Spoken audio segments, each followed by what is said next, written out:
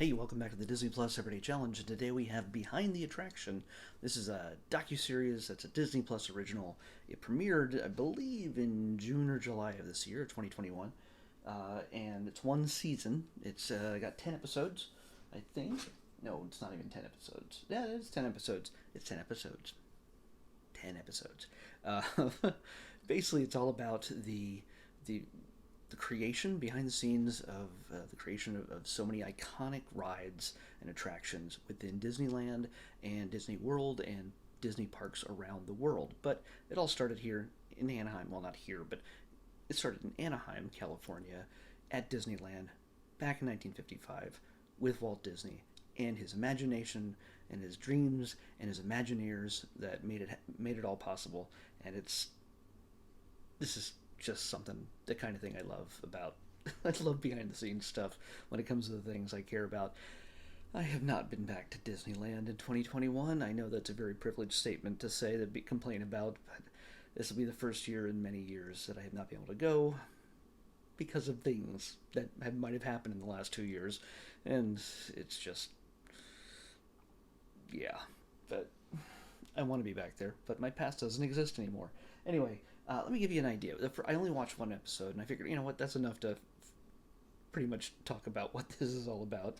It is the first one features the Jungle Cruise, and the reason why it is the first one, it is one of the original rides that was available on the day that Disneyland launched, but also it just happened to coincide with the release of the Jungle Cruise movie starring Dwayne Johnson. So, and he's a producer on this behind the scenes series, behind the attraction series, and he appears a number of times, at least in the Jungle Cruise episode. But I'm going to show you what the other episodes are. We got Jungle Cruise. Nope. Yep. Down. Jungle Cruise. Second episode, Haunted Mansion. I'm jumping on that very soon. I might just go back and watch it right after I'm done talking to you. Haunted Mansion, Star Tours, of course.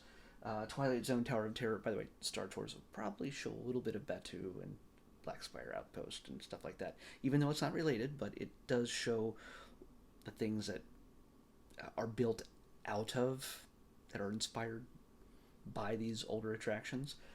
But we got Twilight Zone, Tower of Terror, and just to drive that point home, we're going to talk. They'll be talking about that, and they'll also be talking about the Guardians of the Galaxy redo here and here. Why do I keep saying here? I'm not in Anaheim. It just feels like it's my backyard. It's They'll talk about how at least one of them, at least here in Anaheim, was changed into Guardians of the Galaxy, while the one in Orlando stayed the same. And his Twilight Zone Tower of Terror technically is better in Orlando. I know it's sacrilege for us to say that here in California, but Guardians is still better. But between the two Twilight Zones, the one in Orlando is better, so it works out. That's just my opinion. Space Mountain, of course, the castles. So we get to explore what all the castles are like and their origins and how they're built and their sizes and everything. They're also very big, very different in their sizes. The Disneyland Hotel. So we're going beyond just rides. It's not all just about the rides and the things that you expect. It's all the DNA that goes into building a Disney park and resort and everything else. So this is kind of cool. It's a Small World, of course, which is one of the classic rides. Whether you love it or hate it, because of the song that gets stuck in your head forever. Yeah, that's in there too. By the way, I highly suggest, if you get a chance, and right now it's really difficult to do so because of the way things are at Disneyland, and it recently flooded. So they've had a hard time bringing it back.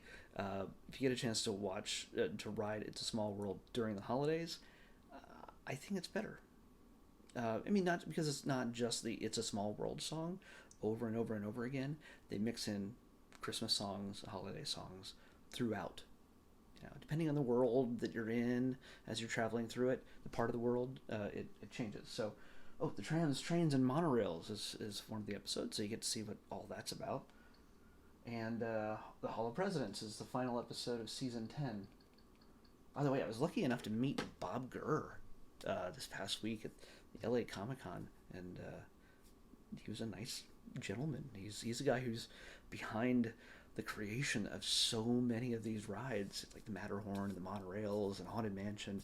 He is one of the legendary, iconic Imagineers, and I was so lucky to meet him and get his autograph, and yeah, it was just cool.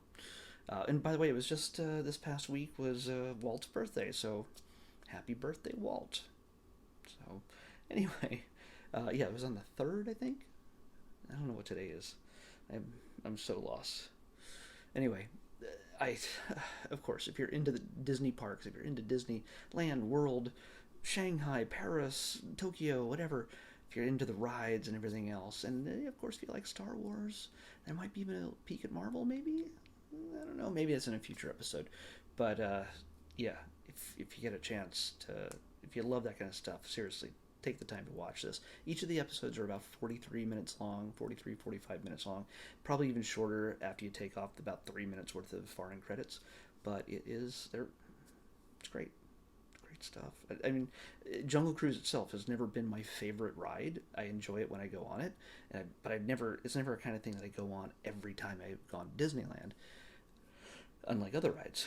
But when I go on it, especially with friends who also really appreciate it, it's a good time. It's a good time, and it's neat to see how it all came together. And by the way, this series is narrated by Paget Brewster, who I love, and she's got a great energetic voice, and she's phenomenal. If you don't know who Paget Brewster is, look her name up, and you'll see all the things you've probably seen her in, and she's a perfect choice to narrate this. She's got a great voice. So yeah, I can't say much more than that. It's I could go on and on. Do you really want that? No, none of us want that. Let's pick tomorrow's episode. 269. 269. All right. 269. What do we got here? Oh, okay. Well, we got another documentary.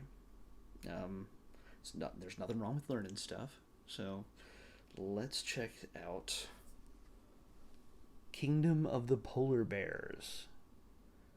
Kingdom of the Polar Bears. I imagine that's not a series. I imagine that's just a one-off, but who knows? We'll find out tomorrow.